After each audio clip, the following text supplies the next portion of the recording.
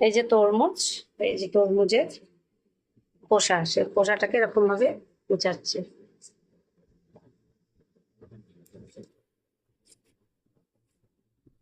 এটা দিয়ে আজকে রেসিপি হবে, দেখতে থাকুন রেসিপিটি, আশা করি ভালো লাগবে। এরপর আর কেউ তরমুজের খোসা আপনারা ফেলবেন না। এই রেসিপিটা একবার বানিয়ে খাওয়ার পরে সবাই চেষ্টা করবেন যে তরমুজ এইভাবেই কাটার, আর একদম এইভাবে তরকারিটা বা রেসিপিটা বানানোর জন্য।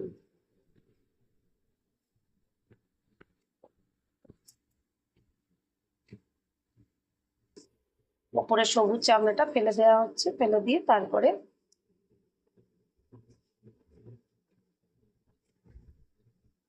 তরমুজের খোসাগুলো কুচিয়ে রেখেছি। এই যে ছোট ছোট ডুমো ডুমো করে একটু আলু ওর মধ্যে নিয়ে নিচ্ছি। তরমুজের খোসা দিয়ে এই রেসিপিটা বানাতে গেলে তরমুজগুলো আমরা যে আস্ত ধরে খাই সেটা খাওয়া যাবে না, ছুরি দিয়ে কেটে টুকরো করে খাওয়া খাওয়া হলেই তবেই এটা পিছনের অংশটা দিয়ে এটা করা যায়। কেননা খেলে আমরা বলি এঁটো হয়ে যায়, যাই হোক সেটা যে যার নিজের ব্যাপার। তা আমরা ওই ছুরি দিয়ে কেটে ওইভাবেই খাওয়া পছন্দ করি, ধরে মুখে নিয়ে খাওয়া যায়ও না, অসুবিধা হয়। তাই এইভাবে তখন আমরা ওই নিচের অংশটা এইভাবে তরকারি রান্না করি।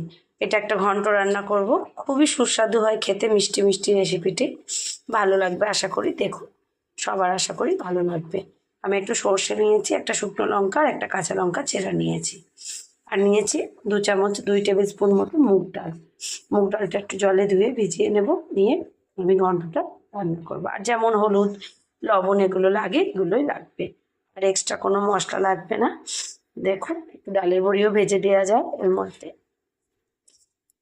ভালো লাগবে খেতে, মুখে ভাত বা রুটি সবার সাথে এটা রেসিপিটা খুব ভালো লাগবে। দেখতে থাকুন। কড়াই গরম হয়ে গেছে, আমি এর মধ্যে সাদা তেল দিয়ে দেবো একটু।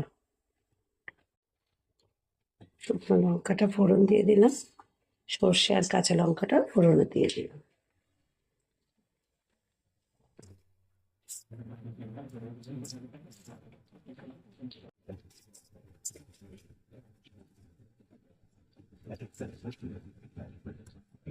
বেশ সর্ষেটা কালো করে ভেজে নিয়ে এইভাবে আমি সর্ষেটাকে পিষে দেবো, যাতে সর্ষের ঘ্রাণটা খুব সুন্দর বেরোয়।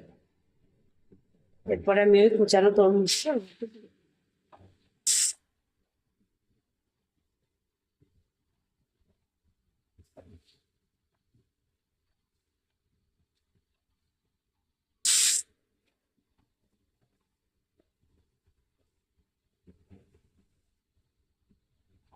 আমরা যেভাবে চাল কুমড়োর ঘন্ট বানাই ঠিক সেইভাবেই এই রেসিপিটিও বানাতে।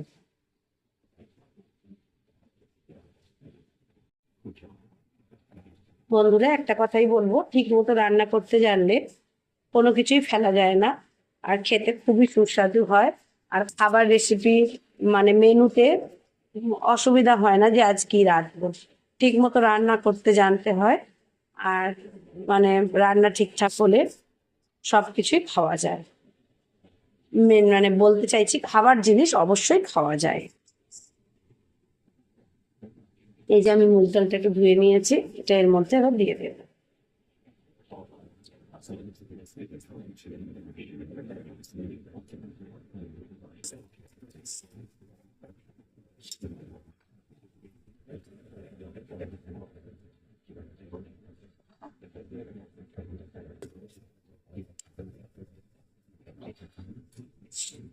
এটাকে আমরা তরমুজের খোসা বলবো না, কারণ তরমুজের খোসা হচ্ছে সবুজ অংশটা, সবুজ অংশটা পুরোটাই ফেলা গেছে এখানে। এখানে পুরো মানে নিচের অংশটা নেওয়া হচ্ছে।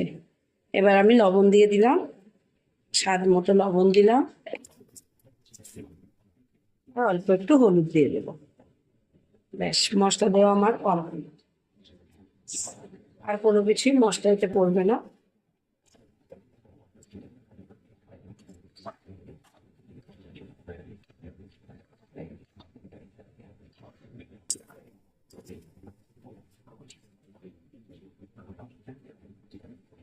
আর ডালটা সিদ্ধ হবে, আলু সিদ্ধ হবে, তার জন্য আমি একটু একটু জল ইউজ করবো।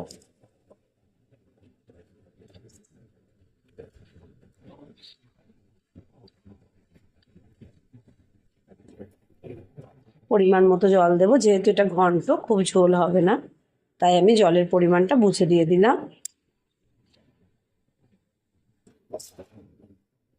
এবার একটা ঢাকা দিয়ে মিডিয়াম ফ্লেমে আমি এটা, জলটা মোটামুটি টেনে গেছে, এবার আমি একটুখানি নেড়েছিলাম। ডালও এরকমই সিদ্ধ হবে, খুব বেশি সিদ্ধ হবে না ডালটা।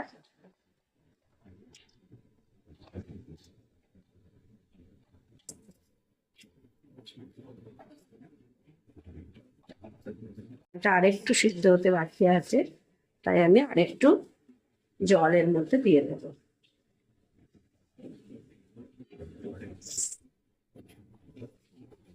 আপনারা চাইলে মুগ ডালটা একটু ভিজিয়ে রাখতে পারেন, তাহলে খুব তাড়াতাড়ি সিদ্ধ হয়ে যাবে।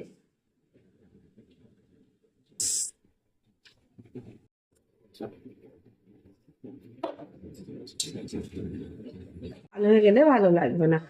মিষ্টি জিনিসের একটু মিষ্টি তরকারি হলেই ভালো হয়, সেটা ভাত বা রুটি যার সাথেই খাই একটু মিষ্টি ভাব খাই।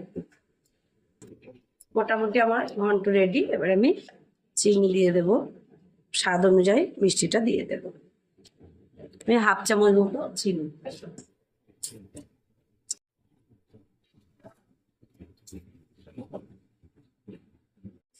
রান্না আমার শেষের দিকে আমি কয়েকটা ডালের বড়ি ভেজে রেখেছিলাম, সেগুলো এর মধ্যে এবার দিয়ে দিলাম।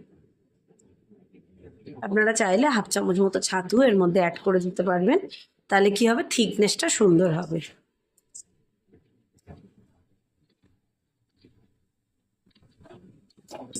দেখুন বন্ধুরা, ফেলে দেওয়া জিনিস দিয়ে কেমন সুন্দর একটা রেসিপি। খুব যে তেল লাগলো তা কিন্তু না, খুব সামান্য পরিমাণ তেল আর মশলা তো কিছুই না, এই দিয়ে একটা রেসিপি তৈরি হয়ে গেল। অবশ্যই ট্রাই করবেন, আশা করি সবার ভালো লাগবে। আর আমার নতুন বন্ধু যারা আছেন তারা প্লিজ আমার চ্যানেলটিকে সাবস্ক্রাইব করে রাখবেন, পাশে থাকা বেল আইকনটাও প্রেস করে রাখবেন, আর এরকম ধরনের রেসিপি দেখার জন্য আমার পাশে সবসময় থাকবেন।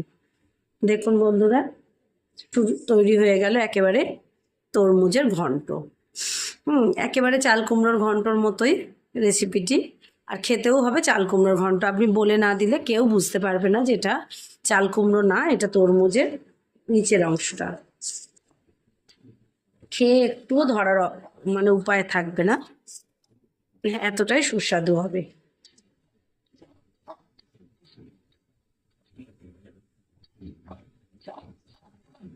ঘনত্ব বুঝে নামিয়ে নেবেন। আর যদি মনে করেন একেবারে দেখতে ভালো লাগছে না, তখন হাফ চামচ ছাতু এর মধ্যে অ্যাড করে দেবেন, সুন্দর দেখতে হয়ে যাবে। আমরা যেটা চাল কুমড়োর ঘন্ট সচরাচর করে থাকি। এই যে বন্ধুরা দেখুন, ঠিক এরকম।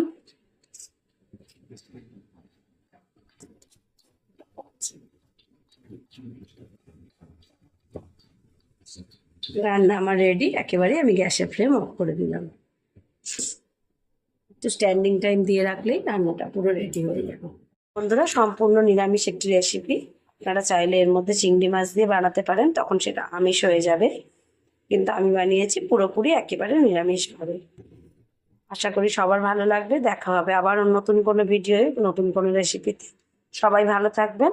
নমস্কার।